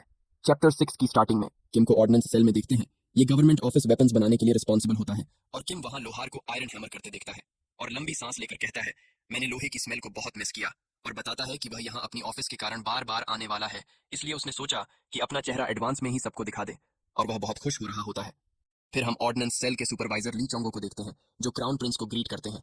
तब किम कहते हैं तुमसे मिलकर अच्छा लगा, और कहता है आपके हार्डवर्क के लिए बहुत बहुत धन्यवाद, आखिर आप ही के कारण जोसियोन राज्य का डिफेंस दिन प्रतिदिन मजबूत होता जा रहा है। तब सुपरवाइजर ली कहते हैं ये तो मेरा सौभाग्य है। तब किम कहता है मैं यहाँ कुछ चीज ढूंढने आया हूँ, और पूछता है यहाँ कौन सा क्राफ्ट्समैन है जो आयरन और गोल्ड को अच्छे से हैंडल कर सकता है। तब सुपरवाइजर ली कहते हैं गोल्ड और आयरन, और कुछ सोचते हैं और कहते हैं फिर हम उस व्यक्ति को देखते हैं जो किम के बहुत काम आ सकता है। एक कमरे का सीन दिखता है जहां किम बैठा होता है, उसके बाजू में सुपरवाइजर ली बैठे होते हैं और सामने एक क्राफ्ट्समैन खड़ा होता है जो कहता है ये तुच्छ सेवक आपको नमन करता है क्राउन प्रिंस। तब किम कहता है तुच्छ तुम्हें ऐसा नहीं कहना चाहिए, एक लोहार जो ऑर्डिनेंस सेल में काम करता है जो जोसेन राज्य के डिफेंस के लिए रिस्पॉन्सिबल है वो तुच्छ कैसे हो सकता है। तब वो क्राफ्ट्समैन कहता है ये तो आपकी महानता है राजकुमार। तब किम कहता है मेरे पास आओ, मुझे तुमसे एक फेवर चाहिए, और उसे एक ब्लूप्रिंट दिखाकर पूछता है क्या तुम इसे बना सकते हो। उस क्राफ्ट्समैन का नाम मास्टर गोंग होता है जिसे हम आगे मास्टर गोंग कहेंगे। मास्टर गोंग ब्लूप्रिंट को देखकर कहता है ये क्या है, और फिर पता चलता है कि ये एक पेन का ब्लूप्रिंट है। किम कहता है ये ब्रश का विकल्प है। मास्टर गोंग ब्लूप्रिंट को देखकर कहता है इसे देखकर लग रहा है कि ये इंक को होल्ड करेगा और लिखते समय इंक को बाहर निकालेगा, लेकिन इसमें सबसे मेन चीज ये होगी कि ये कितनी अमाउंट में इंक को रिलीज करेगा। तब किम खुश होता है और कहता है हाँ तुमने सही कहा, और इसी के साथ तुम्हें एनआईबी की टिप पर एक राउंड बीड लगाना होगा ताकि ये पेपर में फंसे नहीं, जिससे पेपर ना फटे। साथ ही तुम्हें एक स्लेट बनानी होगी जिसके अंदर से इंक बह सके, और पूछता है आप स्लेट को कितना पतला बना सकते हो। मास्टर गोंग कहता है अगर मैं अपना बेस्ट दूं तो मैं 5 मो की स्लेट बना सकता हूँ। किम अपने हाथ से 5 मो को सेंटीमीटर और मिलीमीटर में कन्वर्ट करने की कोशिश करता है और कहता है बंची करीब 3 सेंटीमीटर का होगा, और जब वो कैलकुलेशन करता है तो पता चलता है कि ये करीब 0.50 मिलीएम की होगी, जिसे सोचकर किम काफी चौंक जाता है और कहता है क्या इसे हाथ से बनाना भी पॉसिबल है, और कहता है आपको ये बहुत सारे बनाने होंगे और जितनी जल्दी हो सके उतनी जल्दी बनाना होगा। मास्टर गोंग कहता है क्योंकि ये वाटर के कांटेक्ट में आएगी इसलिए हम आयरन का यूज नहीं कर सकते क्योंकि उसमें रस्ट लग जाएगा, इसकी जगह हमें गोल्ड और सिल्वर का यूज करना होगा। और ब्लूप्रिंट को समराइज करते हुए कहता है हमें इसे थिन प्लेट से बनाना होगा, और अगर हमने मोल्ड अच्छे से बना लिया तो हम दिन में करीब 20-30 बना सकते हैं, लेकिन सबसे बड़ी प्रॉब्लम स्लेट होगी। तब किम कहता है लिखते समय स्ट्रोक की थिकनेस करीब बानरी होनी चाहिए। बानरी 0.3 AM के बराबर होता है, और मन में सोचता है कि 0.5 AM मैकेनिकल पेंसिल लीड ठीक रहेगी, और कहता है आज से मैं स्लिट का स्टैंडर्ड बनरी डिसाइड करता हूँ, और पूछता है ये बनाने में कितना टाइम लगेगा। मास्टर गोंग कहता है अगर आप मुझे 2 दिन दे दें। किम कहता है मैंने तुम्हें 3 दिन दिए, लेकिन मुझे अपना बेस्ट रिजल्ट चाहिए। मास्टर गोंग कहता है मैंने आपका आदेश स्वीकार कर लिया। क्राउन प्रिंस 3 दिन बाद का सीन दिखता है जहां मास्टर गोंग ने 5 डिफरेंट थिकनेस वाली निब्स बनाई होती है, और क्राउन प्रिंस से कहते हैं आप इन्हें ट्राई कीजिए और चूज कीजिए कि आपको कौन सी थिकनेस वाली निब पसंद आई है। तब किम कहता है ठीक है, और अनिब को इंक में डुबोकर एक सीधी लाइन बनाता है जो काफी स्मूथ बनती है, और वो बहुत खुश होता है और पेपर में बहुत सारे अपने सिग्नेचर कर देता है और कहता है कि मुझे ये बहुत पसंद आई, तुमने बहुत बढ़िया काम किया। तब मास्टर गोंग कहते हैं ये सब तो आप ही ने मुझे सिखाया है राजकुमार। तब किम कहता है कि ऐसी 100 और बनाओ इस थिकनेस की, और 10 स्पेशल बनाना। तो मास्टर गोंग कहते हैं जी राजकुमार, और किम कहता है कि यदि पॉसिबल हो तो प्लम ब्लॉसम एक फूल है उसका भी चित्र पेन की गोल्डन बॉडी में बना देना। तब मास्टर गोंग कहते हैं जी राजकुमार, और तब किम पूछता है कि इसे बनने में कितना समय लगेगा। तब मास्टर गॉन्ग कहते हैं कि 10 डेज काफी होंगे राजकुमार। तब किम कहता है कि मैंने तुम्हें 2 डेज और दिए, लेकिन बदले में तुम्हें सुनिश्चित करना होगा कि कोई भी प्रोडक्ट खराब ना हो, क्योंकि मैं इसे महाराज के सामने प्रेजेंट करने वाला हूं। तब मास्टर गॉन्ग कहते हैं कि मैं इन्हें ऐसे बनाऊंगा कि इनमें एक भी सिंगल डिफेक्ट ना हो। तब किम कहता है कि मुझे खुशी होगी यदि आप इसे तब तक सीक्रेट रखें जब तक कि मैं इसे किंग के सामने प्रेजेंट नहीं कर देता। तब मास्टर गोंग कहते हैं जैसा आप कहें, और उसके बाद हम किम को वहां से जाते हुए देखते हैं और हम सुपरवाइजर ली और मास्टर गोंग को देखते हैं, जहां सुपरवाइजर ली कहते हैं कि राजकुमार का उनकी एज के ग्रुप वाले जैसा व्यवहार नहीं है। तब मास्टर गोंग कहते हैं कि तुमने सही कहा, मैंने सुना है कि वह इस साल 8 साल के हो जाएंगे, लेकिन उनकी बातें और उनके एक्शंस देखकर लगता है कि वह कोई 30 साल के जवान हो। तब सुपरवाइजर ली कहते हैं कि इसे छोड़ो और अपने बारे में कहो। आज तुमने एक बहुत ही महान चीज हासिल की है। और हम मास्टर गोंग के हाथों में एक कागज देखते हैं जिसमें लिखा होता है कि जोसियोन का सबसे महान क्राफ्ट्समैन, और उसमें क्राउन प्रिंस के पंजी के निशान भी होते हैं। और वह कहता है कि मैं इसे कारपेंटर की मदद से अच्छे से मढ़वा कर टांग लूंगा। आखिरकार ये मेरी एक विरासत जो है। और फिर हम किंग को देखते हैं जो कि पेन से लिख रहा होता है, जो काफी स्मूथ चल रहा होता है, जिसे देखकर किंग कहता है कि ये तो एक बहुत कीमती आइटम है। और हम हिस्टोरियन को देखते हैं जो लिख रहा होता है कि 10 दिसंबर 3rd ईयर ऑफ सेजो क्राउन प्रिंस ने एक गोल्डन पेन को बनाया और उसे राजा के सामने प्रस्तुत किया। और हम राजा को देखते हैं जो कहता है कि इसे हाथ से क्लास्प करना बहुत कंफर्टेबल है और इससे तो हम बहुत जल्दी भी लिख सकते हैं। और किम से कहता है कि क्राउन प्रिंस, आपने तो एक कमाल की चीज बना दी है। तब किम कहता है कि मैं आपकी प्रशंसा को डिसमिस नहीं करता। तब हिस्टोरियन बताता है कि किंग ने गोल्डन पेन को ट्राई किया और उन्होंने क्राउन प्रिंस की बहुत तारीफ की। और हम राजा को देखते हैं जो हिस्टोरियन से कहता है कि हिस्टोरियन अच्छे से रिकॉर्ड करना आज जो भी क्राउन प्रिंस ने किया है। तो हिस्टोरियन कहता है जी महाराज, और राजा कहता है कि क्राउन प्रिंस आपने बहुत अच्छा काम किया। और तभी राजा की नजर पेन पर पड़ती है जिसमें प्लम ब्लॉसम बना होता है, जिस पर राजा पूछता है कि क्या ये प्लम ब्लॉसम है। तब किम कहता है हाँ, यह प्लम ब्लॉसम है, और कहता है कि क्योंकि इन प्लम ब्लॉसम को हमारी रॉयल फैमिली का सिंबल समझा जाता है तो मुझे लगा कि इन्हें पेन में बनवाना सही होगा। और किंग कहते हैं कि बहुत अच्छा, और पूछते हैं कि लेकिन तुम्हें इस आइटम को बनाने का ख्याल कहां से आया। तब किम कहता है कि आखिर ये सवाल आ ही गया। और हिस्टोरियन लिखता है कि जैसा सोचा था, किंग ने क्राउन प्रिंस से पूछा कि उन्हें गोल्डन पेन बनाने का आइडिया कहां से आया। तब किम कहता है कि मैंने आपको गीली इंक से एक दिन लिखते हुए देखा और कुछ अनोखी चीज नोटिस की। तब किम कहते हैं, और किम कहता है कि मैंने देखा कि इंक ब्रश के हेयर के ऊपर चढ़ रही थी, और कहता है कि नॉर्मली वाटर ऊपर से नीचे की ओर जाता है, लेकिन उस दिन मैंने जो देखा वो इससे अलग था, इसलिए उसने मुझे अपनी तरफ बहुत आकर्षित किया और यहीं से मुझे इसे बनाने का आइडिया आया। तब किंग कहते हैं कि बहुत से लोग हर दिन उस ब्रश को देखते हैं, लेकिन तुम्हारे जैसा किसी को भी ख्याल नहीं आया। और कहते हैं कि क्या ये प्राइम एग्जाम्पल नहीं है कि आप अपने एक्सपीरियंस से ज्ञान प्राप्त करते हैं। और हिस्टोरियन बताता है कि किंग ने क्राउन प्रिंस की बुद्धिमत्ता की बहुत तारीफ की। और हम किम को देखते हैं जो कहता है आपका बहुत बहुत शुक्रिया महाराज, लेकिन मेरी एक रिक्वेस्ट है। तब राजा कहते हैं कि क्या है बताओ। और किम यूनक से कहता है कि उन्हें लेकर आओ, और हम यूनक को देखते हैं जो एक बॉक्स लेकर आता है और महाराज को दिखाता है।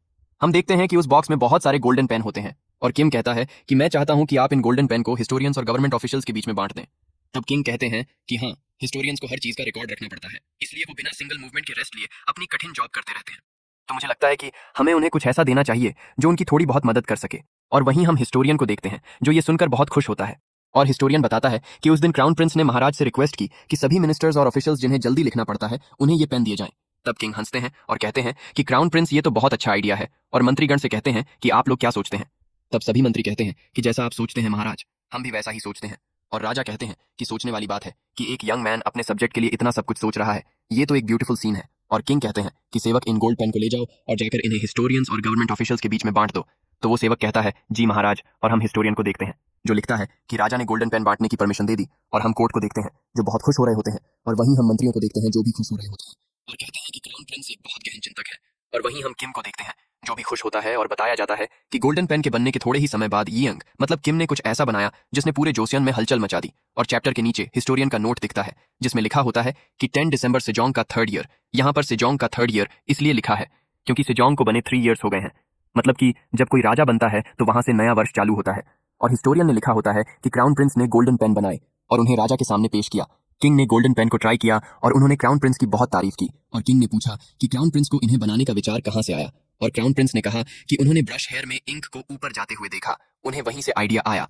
तब किंग ने क्राउन प्रिंस की बुद्धिमत्ता की बहुत तारीफ की और क्राउन प्रिंस ने महाराज से रिक्वेस्ट की कि वो सभी मिनिस्टर्स और ऑफिसर्स जिन्हें बहुत ज्यादा लिखना पड़ता है उन्हें ये गोल्डन पेन दिया जाए। स्टार्टिंग में हमें बताया जाता है कि किम के गोल्डन पेन बनाने के बाद उन्हें कोर्ट ऑफिशियल्स के सामने पेश किया गया जिनका रिएक्शन देखने वाला था। और हमें बताया जाता है कि किम की इज्जत हिस्टोरियन और गवर्नमेंट ऑफिशियल्स के बीच बहुत ज्यादा बढ़ गई। और हम दो ऑफिशियल्स को देखते हैं जिसमें से एक कहता है कि क्या तुमने क्राउन प्रिंस द्वारा बनाए गए गोल्डन पेन को ट्राई किया है। तो दूसरा ऑफिशियल कहता है कि हाँ, मैंने उन्हें ट्राई किया, वह बहुत ही अच्छे हैं। और हमें बताया जाता है कि क्योंकि पहले डॉक्यूमेंट लिखने के लिए बहुत ज्यादा मेहनत लगती थी, लेकिन गोल्डन पेन आने के बाद वह मेहनत बहुत कम हो गई। और बताया जाता है कि किंग ने गोल्डन पेन बनाने के साथ साथ ही राइटिंग पैड भी बनाया और उसे ऑफिसर्स के सामने प्रेजेंट किया। और बताता है कि मिलिट्री जनरल्स जो अपनी ड्यूटी पर होते थे और जिन्हें उस समय अर्जेंट ऑर्डर देना होता था, उनके हिसाब से भी राइटिंग टैबलेट बनाए गए ताकि वह कहीं भी किसी भी जगह आसानी से लिख सकें। और बताया जाता है कि गोल्डन पेन और राइटिंग टैबलेट एक परफेक्ट कॉम्बिनेशन है। और फिर हम राजा को देखते हैं जो कहता है कि ये तो कमाल का है, और हमें बताया जाता है कि सेजोंग ने गोल्डन पेन और राइटिंग टैबलेट दोनों को लार्ज नंबर में बनाने का आदेश दिया और उन्हें मिलिट्री पर्सनल्स के बीच में बांटने को कहा। और हमें बताया जाता है कि किम ने जो गोल्डन पेन बनाए उन्होंने पूरे जोजियन किंगडम को बदल कर रख दिया।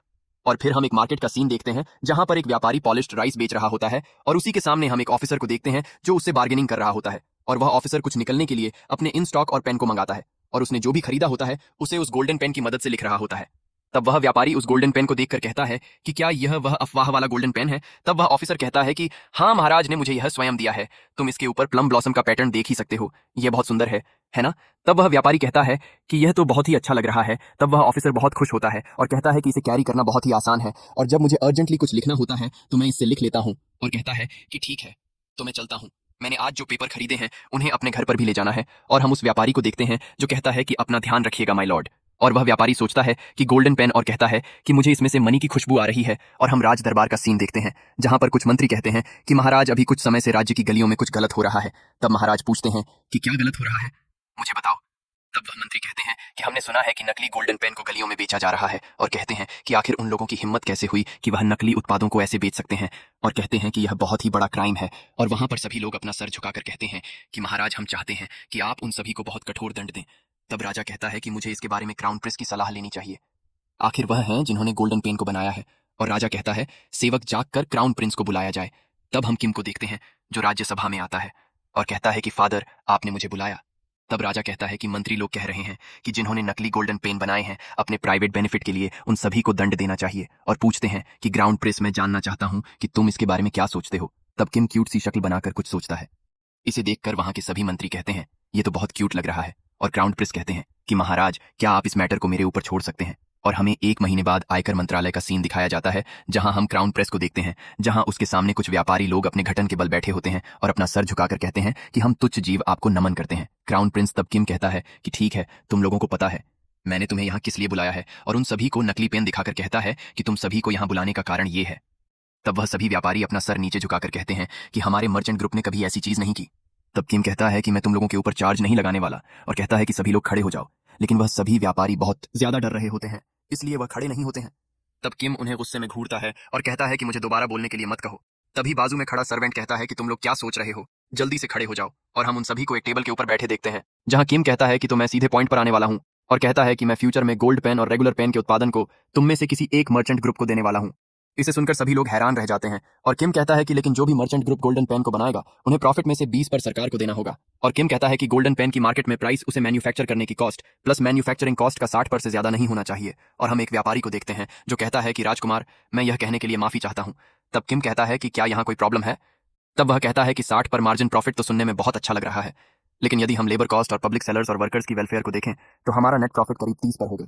इसलिए मैं चाहता हूं कि आप 20 पर लें, हम 10 पर से ज्यादा इसमें नहीं बनाने वाले। तब किम जोर से हाथ को टेबल पर पटकता है और कहता है कि तुम्हारी हिम्मत कैसे हुई कि तुम मेरी आंखों के सामने झूठ बोल रहे हो। और कहता है कि मैंने पहले ही कहा है कि मैं 20 पर प्रॉफिट कर लूंगा। और कहता है कि इसका मतलब यह नहीं हुआ कि जो तुम्हारा 30 पर प्रॉफिट होगा उसका 20 पर करीब 6 पर होगा।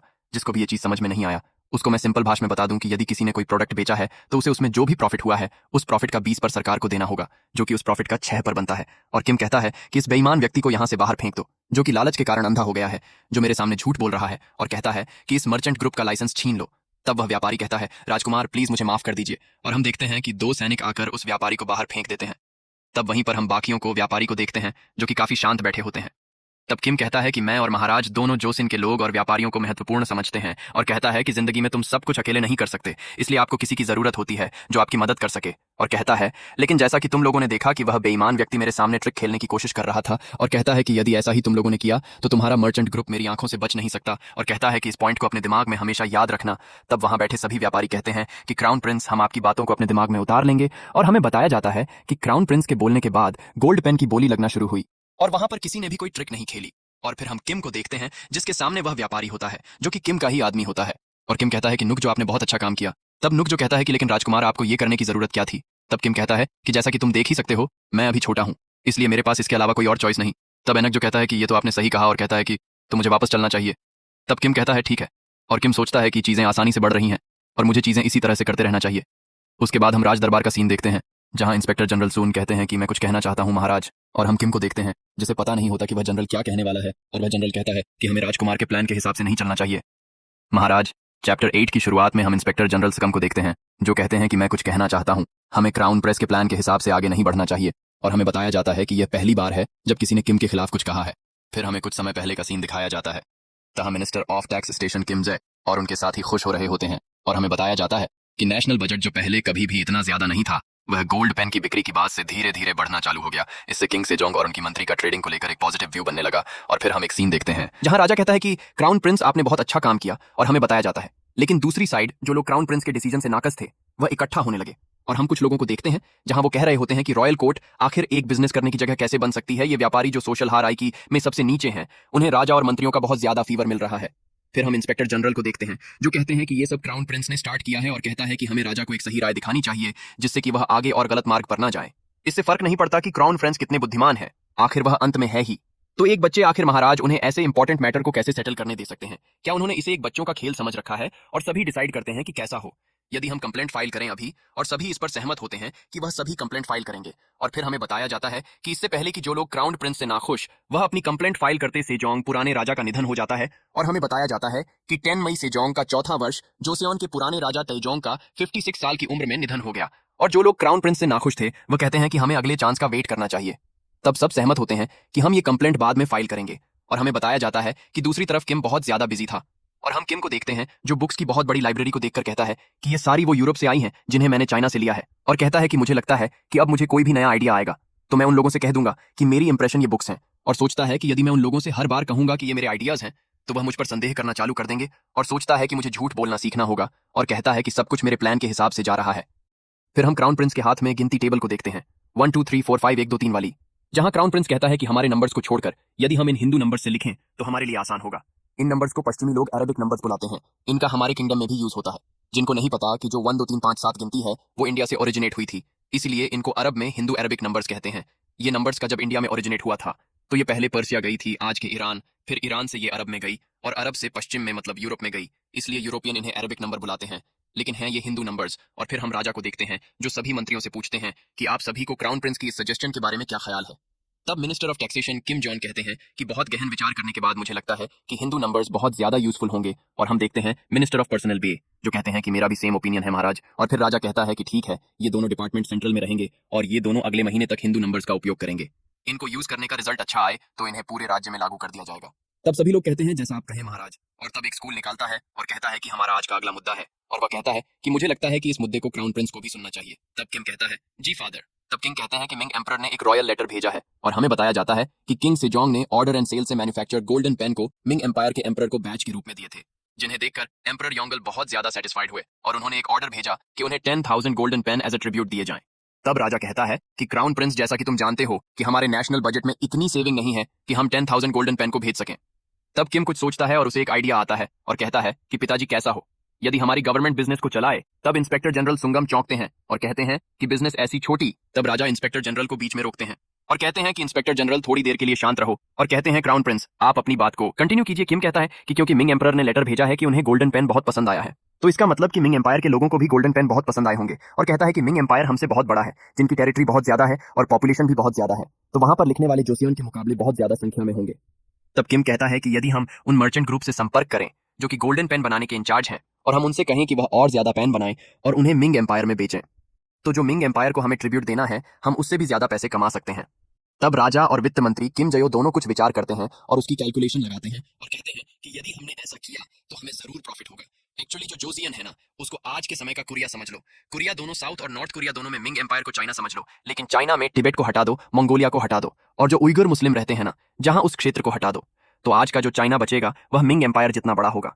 और फिर किम कहता है कि हम उन मर्चेंट ग्रुप को हमारे एनवॉय जो कि मिंग एम्पायर जाएगा उनके साथ भेज देंगे, और उनके साथ जाने के बदले हम उन व्यापारियों से केवल रेंट के पैसे लेंगे। तब इंस्पेक्टर जनरल चिल्लाते हैं और कहते हैं नहीं, हमें क्राउन प्रिंस के इस प्लान के साथ नहीं जाना चाहिए, और कहते हैं कि क्राउन प्रिंस के ये प्लान से हमारी सरकार को बहुत ज्यादा पैसा तो आ जाएगा, लेकिन जैसा कि पास्ट में हुआ है जब लोगों के पास बहुत ज्यादा धन आ जाता है तो वह लग्जरी में डूब जाते हैं और लोगों पर अत्याचार होना शुरू हो जाता है। ऐसे राज्य में एक सच्ची युद्ध राजा का होना संभव हो जाता है। तब मिनिस्टर ऑफ राइट्स कहते हैं कि मैं इंस्पेक्टर जनरल के बातों से सहमत हूं। तब किम चौंक जाता है और मिनिस्टर ऑफ राइट्स की तरफ देखता है। और तब मिनिस्टर ऑफ राइट्स कहते हैं कि वह तुच्छ व्यापारी हमारे साथ मिडिल किंगडम की ट्रिप पर जाएंगे। इससे तो जोसेन डायनेस्टी की इज्जत कम होगी। और कहता है कि ऐसा लगता है कि क्राउन प्रिंस को नेशनल अफेयर और डिप्लोमेसी की समझ नहीं है। मुझे लगता है कि उन्हें और अच्छे से कठिन पढ़ाई करनी चाहिए, जिससे कि वह एक राजा के व्यू पॉइंट से नेशनल अफेयर और डिप्लोमेसी को सीख सकें। किम को उनकी बातें सुनकर बहुत गुस्सा आ रहा होता है और किंग से कहता है कि फादर, क्या आप मुझे परमिशन देंगे कि मैं आपका बेटा इन सभी को इसका आंसर दूं? तब राजा कहता है, ठीक है, मैं तुम्हें अलाउ करता हूं। तब किम कहता है, तो क्या इंस्पेक्टर जनरल कह रहे हैं कि यदि हम और पैसा गेन करेंगे तो हम लोग लग्जरी में डूब जाएंगे, जिससे कि हम लोगों पर अत्याचार शुरू कर देंगे? तब इंस्पेक्टर जनरल कहते हैं, हाँ, मैं ऐसा ही कह रहा हूं। यदि हम पास्ट में देखें क्या हुआ था, तो तब किम उन्हें बीच में रोकते हुए कहता है कि यदि हम पास्ट में देखेंगे क्या हुआ, तो वहां पर लोगों को अपना खून पसीना बहाकर हम लोगों की लग्जरी को मेंटेन करना पड़ता था। तो क्या आप कह रहे हैं कि मैं लोगों से का खून और पसीना निचोड़ने वाला हूं? क्या मैंने नहीं कहा कि हम धन को बाहर से ला रहे हैं? तब इंस्पेक्टर जनरल कहते हैं, री, जैसे कि आपने कहा वहां से भी रिजल्ट अच्छा आता है, तो इस क्या गारंटी है कि जो पास्ट में हुआ वह फिर से नहीं होगा? यदि ऐसा फिर से हुआ तो इसका वर्णन लोगों को सहना होगा। तब किम उन्हें बीच में रोककर कहता है कि तो इंस्पेक्टर जनरल, क्या आप आज ही के लिए जिंदा रहने वाले हैं? तब इंस्पेक्टर जनरल कहते हैं कि आप क्या कहना चाहते हैं? तब किम कहता है कि आपको कैसे विश्वास है कि हम गोल्डन पेन को केवल एक ही बार बेचने वाले हैं, और कहता है कि और व्यापारी केवल गोल्डन पेन के लिए नहीं बेचेंगे। वहां तब इंस्पेक्टर जनरल कहते हैं कि यहाँ कोई है जो हाई रैंकिंग ऑफिसर्स के अलावा भी गोल्डन पेन यूज करता हो? पहली बार लोगों ने पेन को कायू सिटी में खरीद लिया, लेकिन अब यह इसका अंत है। ये पेन वुडन ब्रश की महानता को फॉलो नहीं करते, और ये पेन कुछ ही समय में कुछ नहीं होंगे, बस बच्चों के खिलौने की टॉय बन के रह जाएंगे। तब वित्त मंत्री कहते हैं कि आप गलत हैं। इंस्पेक्टर जनरल, क्या आपको अंदाजा है कि हर महीने कितने पेन बिक रहे हैं? गवर्नमेंट लेवल पर 400 और लोगों के बीच में 1000 से ज्यादा पेन बिक रहे हैं। और इंस्पेक्टर जनरल चौंकते हैं और कहते हैं कि एक महीने में, आखिर ये तो चीजें एक महीने में ऐसे कैसे बिक सकती हैं? तब किम कहता है कि मुझे माफ करना, क्या ये इसलिए तुच्छ है कि इन्हें एक बच्चे ने बनाया है? तब इंस्पेक्टर जनरल को रियलाइज होता है। तब इंस्पेक्टर जनरल अपना सर झुकाकर कहते हैं कि मुझे माफ करना मेरी इस रूडनेस के लिए। तब किम कहता है कि तो लोगों के भले के लिए मर्चेंट के ग्रुप को एनवॉय के साथ भेजना बहुत जरूरी है। और किम कहता है, यूनक, मेरे रूम से बुक लेके आओ जिसका टाइटल होगा विश्व का भूगोल। और विश्व के भूगोल की बुक को राजा के हाथों में देखते हैं, जहां किम कहता है कि यह मेरी बहुत सी बुक्स में से एक है जिससे मैंने मिंग एम्पायर के इन्वॉय से लिया था। और कहता है कि इस बुक में मिंग एम्पायर और उसके आजू बाजू की कंट्री के जियोग्राफी और वहां के खेती प्रोडक्ट्स के बारे में लिखा गया है। और कहता है कि इस बुक में लिखा है कि मिंग एम्पायर और डाइवियट, मतलब कि आज के वियतनाम के एम्पायर में हमारे जोसियन किंगडम से बहुत ज्यादा अनाज उत्पन्न होता है और उनके पास अनाज सरप्लस में रहता है। मतलब कि जितने लोगों को अनाज की जरूरत होती है उससे ज्यादा अनाज वहां के लोग पैदा करते हैं। और किम कहता है कि हमारे यहाँ बहुत से गरीब लोग भुखमरी के कारण सफर कर रहे हैं क्योंकि हमारे यहाँ कम अनाज उत्पन्न होता है। और कहता है कि जो प्रॉफिट हमारे यहाँ के मर्चेंट मिंग एम्पायर में गोल्डन पेन बेच के कमाएंगे, उससे हम अनाज खरीदेंगे और उसे हम गरीब लोगों को देंगे, जिससे कि उन्हें कुछ राहत मिल सके। और तब इंस्पेक्टर जनरल चिल्लाकर कहता है, नहीं, एक राजा का सच्चा मार्ग है कि वह गरीबी में गुणवत्ता देखे, वह सत्यवादी, अच्छा और लालच से फ्री हो। यह चीजें राजा और उसके लोग दोनों पर लागू होती हैं। और कहता है कि राजा को गरीबी के बीच संतुष्ट रहना चाहिए और उसे सच बोलकर आनंद प्राप्त होना चाहिए और उसे सद्गुणों का निर्माण करना चाहिए। जिस पर दोनों राजा और किम बहुत गुस्सा होते हैं। और किम चिल्लाकर कहता है कि तो तुम कह रहे हो कि हमें गरीबी में संतुष्ट रहना चाहिए और उस पर हमें प्राउड करना चाहिए और हमें सच बोलने से आनंद लेना चाहिए। और किम कहता है, क्या तुमने सच में लोगों को देखा है कि वह एक ईमानदारी वाली गरीबी में रहना चाहते हैं? वह इसलिए रह रहे हैं क्योंकि वो लोग अभी गरीब हैं। वह गरीबों में मर जाते हैं, ठंड में वह जम जाते हैं और स्प्रिंग में वह भूख के कारण मर जाते हैं। ऐसे वातावरण में आखिर कौन राजा को उसके गुणों के लिए उसकी प्रशंसा करेगा? और कहता है कि हाँ, ये कहावत है, अपने बच्चों को 3 दिन भूखा देखकर भी एक आदर्शवादी आदमी भी दीवार के ऊपर से छलांग लगा देगा। ऐसा इस दुनिया में कोई भी माता पिता नहीं है जो अपने बच्चों को भूखा देखकर कुछ भी ना करें। एक राजा अपनी प्रजा के लिए पिता के समान होता है, तो क्या एक राजा को उनके लिए कुछ नहीं करना चाहिए? तब किंग बहुत खुश होते और कहते हैं, मेरे बच्चे, तुमने बहुत अच्छा बोला, जिससे पूरी राज्यसभा में सन्नाटा छा जाता है और सभी किंग की तरफ देखने लगते हैं और इतिहासकार भी किंग की तरफ देखने लगता है और चौंक जाता है। और फिर वह अपनी लिखाई चालू कर देता है। किंग खांसता है और ऐसे रिएक्ट करता है कि उसने कुछ नहीं बोला। और फिर हम इतिहासकार को देखते हैं जो लिखता है कि बहुत से मिनिस्टर क्राउन प्रिंस के ओपिनियन के खिलाफ थे, जिससे क्राउन प्रिंस को उन मंत्रियों से बहुत निराशा हुई और उन्होंने जोसियन के भले के लिए और जोसियन के लोगों के रिलीफ के लिए बहुत अच्छे से बोला, जिसे सुनकर राजा ने जोर से चिल्लाकर कहा कि मेरे बच्चे बहुत अच्छे, तुमने बहुत अच्छा बोला। एपिसोड 9 की स्टार्टिंग में हम देखते हैं जहां किंग खांसते हैं और सभी किंग को देख रहे होते हैं। तब किंग कहते हैं कि क्राउन प्रिंस, आप अपनी बात को आगे कहिए। तब किंग कहता है, यस फादर। और किंग कहते हैं कि जो मिनिस्टर्स यहाँ हैं और जो नोबल्स इस पैलेस के बाहर हैं, उन्हें पता है कि अपनी भूख को कैसे काबू करना है, क्योंकि उन सब ने सीखा है कि भूख को कैसे काबू करना है और उन्हें पता है कि क्या कारण है जिनके लिए उन्हें भूख को काबू करना है। लेकिन सामान्य नागरिक को यह नॉलेज नहीं है और उन्हें नहीं पता कि अपनी भूख को कैसे काबू करें। यदि हम उन्हें यह सिखाना चाहते हैं और चाहते हैं कि वह सद्गुणों को सीखें, तो क्या हमें उन लोगों के लिए इतना नहीं करना चाहिए कि वो लोग कम से कम भूखे ना रहें? तब किंग खुश होते हैं और ताली मारते हुए कहते हैं कि मेरे बच्चे, तुमने बिल्कुल सही कहा। जिस पर सभी लोग किंग को देखने लगते हैं और किंग मन में सोचते हैं कि ये बुढ़ा एक्साइटमेंट के कारण हटने वाला है। और सोचते हैं कि इस चीज को यहीं पर खत्म करने का समय आ गया है।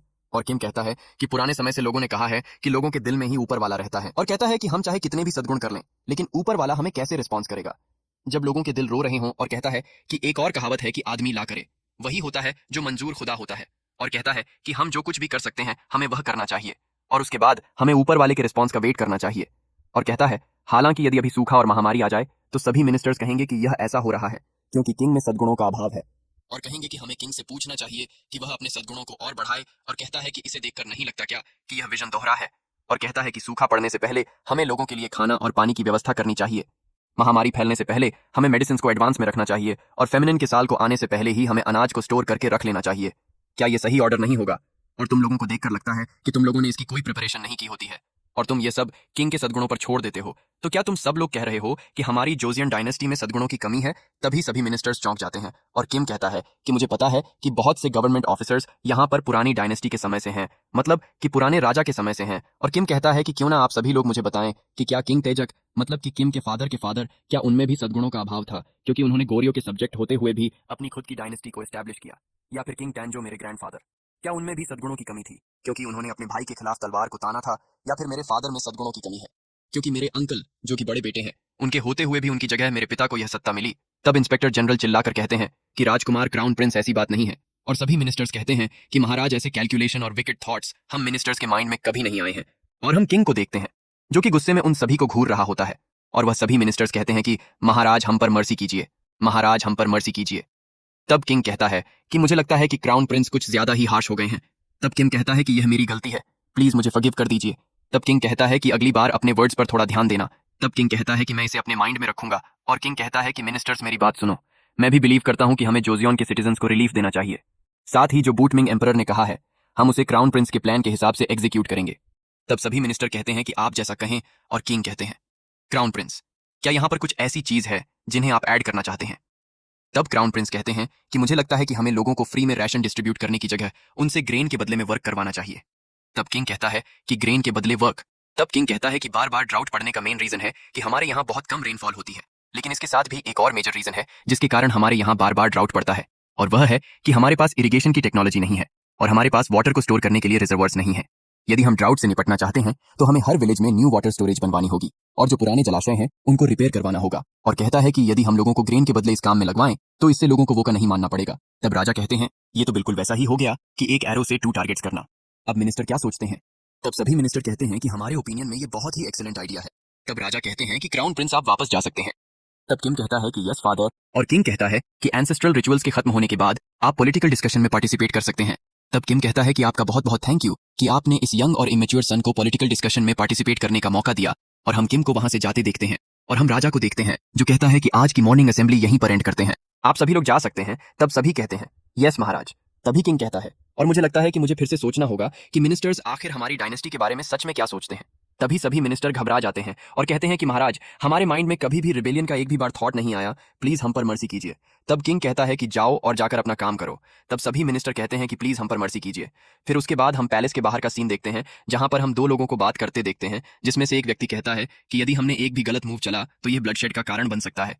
तब दूसरा व्यक्ति कहता है कि इससे पहले वाले किंग तंजोंग, अभी के राजा किंग सेजोंग, दोनों में पुराने राजाओं का ब्लड दौड़ रहा है। तब उनके पीछे इंस्पेक्टर जनरल होते हैं जो कहते हैं कि अपनी ये यूजलेस बातें बंद करो, तुम्हें अपने वर्ड्स पर ध्यान देना चाहिए कि आखिर तुम क्या कह रहे हो। और इंस्पेक्टर जनरल कहते हैं मैंने असेंबली में ये सब इसलिए कहा क्योंकि मुझे इस किंगडम के फ्यूचर की चिंता है। और तभी इंस्पेक्टर जनरल के साथ वाले व्यक्ति कहते हैं कि क्या ये हमारा एंड है। और हम इंस्पेक्टर जनरल को देखते हैं जिनके पास केवल 2 ही आदमी होते हैं और बाकी सभी लोग उनका साथ नहीं देते और अपने अपने रास्ते चले जाते हैं। और वह लोग कहते हैं कि क्या तुम्हें पता नहीं है कि हमारी टंग ही सभी प्रॉब्लम्स की रूट होती है। और फिर हम इंस्पेक्टर जनरल के पीछे एक आदमी को देखते हैं जो कहता है कि इस बार हमें बहुत बड़ा शॉक लगा है क्योंकि हमने क्राउन प्रिंस को अंडर एस्टिमेट कर लिया था क्योंकि वह एक यंग लड़का है। तो दूसरा व्यक्ति कहता है कि आपको क्या लगता है कि हमारे फ्यूचर के लिए सबसे अच्छा क्या होगा। तब इंस्पेक्टर जनरल कहते हैं कि यदि कुछ भी काम नहीं किया तो हम रेजिग्नेशन दे देंगे। और वो लोग कहते हैं क्या रेजिग्नेशन दे देंगे। और तब इंस्पेक्टर जनरल कहते हैं कि यदि महाराज रॉन्ग पाथ पर चल रहे हैं तो हमारी ड्यूटी है कि हम उन्हें राइट पाथ दिखाएं। और कहते हैं कि ये कहावत है ग्रेट किंग वही होता है जो अपनी जनता को सुनना जानता है। और इंस्पेक्टर जनरल अपना फेस बनाकर कहते हैं कि मैं जरूर महाराज को एक ग्रेट किंग में बदल कर दिखाऊंगा। और उसके बाद हम किंग और क्वीन को देखते हैं जहां पर क्वीन कहती हैं कि मैंने सुना है कि आज की सभा में क्राउन प्रिंस ने केओस खड़ा कर दिया था। तब राजा कहते हैं कि क्राउन प्रिंस ने कोई भी केओस खड़ा नहीं किया, उसने तो बस अच्छे ही वर्ड्स बोले थे। मैं था जिसने वहां पर केओस खड़ा कर दिया। और कहता है कि मैं अपने आप को वहां पर रोक नहीं पाया। और मैंने अपने उन वर्ड्स का यूज कर दिया जिन्हें मैं ग्रैंड प्रिंस होने पर करता था। ये तो किंग की डिग्निटी के खिलाफ है। और हम क्वीन को देखते हैं जो कि हंसने लगती हैं और कहती हैं कि यह तो बहुत शेम की बात है। मैंने इससे पहले तुम्हारी ये साइड नहीं देखी थी। और वह जोर जोर से लाफ करती हैं। तब किंग कहते हैं कि मुझे शर्म आ रही है मेरी क्वीन। तब क्वीन कहती हैं कि फिर भी आज तुम्हारे एक्सप्रेशंस पहले से बहुत अच्छे हैं। तब किंग कहते हैं कि क्या ये सच में है। तब क्वीन कहती हैं कि आप आराम से बात क्यों नहीं करते। आपको हिस्टोरियंस के ब्रश की चिंता करने की जरूरत नहीं है। क्या आपको उनकी चिंता करने की जरूरत है। तो हिस्टोरियंस ब्रश का यहाँ पर मतलब है कि इतिहासकार क्या लिखता है। और किंग कहते हैं कि तुम सही हो मेरी क्वीन, मेरा कंफर्ट मेरी फर्स्ट प्रायोरिटी होनी चाहिए। तब क्वीन कहती हैं कि आपने सही डिसीजन लिया महाराज। और किंग क्वीन को बताते हैं कि मैंने क्राउन प्रिंस को एंसेस्ट्रल रिचुअल खत्म होने के बाद पॉलिटिकल डिस्कशन में पार्टिसिपेट करने को कहा है। तब क्वीन कहती हैं कि क्या यह सही रहेगा। वह अभी बहुत ही यंग है। तब किंग कहते हैं कि आज उसके एक्ट को देखकर और उसने जिस तरह से गोल्डन पेन के इशू को सॉल्व किया है उसे देखकर लगता है कि वह ठीक होगा। और कहते हैं कि मैं उसे जितना ऑब्जर्व करता हूं मुझे वह उतना ज्यादा ऐसा लगता है कि वह अपने फेज में है। जिस पर क्वीन हंसती है और क्वीन कहती है कि कुछ समय पहले आपको चिंता थी कि कहीं उसकी इस स्मार्टनेस से आप दोनों के बीच में गैप पैदा ना हो जाए, लेकिन आपको अब देखकर लगता है कि आपको ट्रस्ट है कि सब ठीक रहेगा। तब किंग कहते हैं कि हाँ मुझे बहुत ज्यादा ट्रस्ट है। और फिर हम राजा को देखते हैं जो कहते हैं चीफ यूनक। तो सामने खड़ा चीफ यूनक कहता है कि जी महाराज। और राजा कहते हैं कि मुझे कुछ देर के लिए अकेला छोड़ दो, मैं सॉलिट्यूड में रहना चाहता हूँ। तभी यूनक कहता है जी महाराज। और फिर हम राजा को देखते हैं जो डीप ब्रेथ लेता है और अपनी आईज ऊपर उठाकर कहता है तो अब। और हम राजा के हाथ में मंत्रियों के पुतले को देखते हैं और जिन्हें देखकर राजा कहता है कि क्या मुझे उन सभी को खुद बाहर आने देना चाहिए, या फिर मुझे उन सभी को खुद बाहर निकालना चाहिए, या फिर मुझे इन लोगों को आराम से हटाना चाहिए, या फिर मुझे इन लोगों को खून दिखाना चाहिए। और कहता है कि चारों तरफ बस आदर्श के भरोसेमंद सब्जेक्ट्स हैं। मुझे ऐसे व्यक्ति चाहिए जो मेरे सब्जेक्ट हों, मेरे अपने सब्जेक्ट्स जो केवल मेरी बातें सुने, सिर्फ मेरी।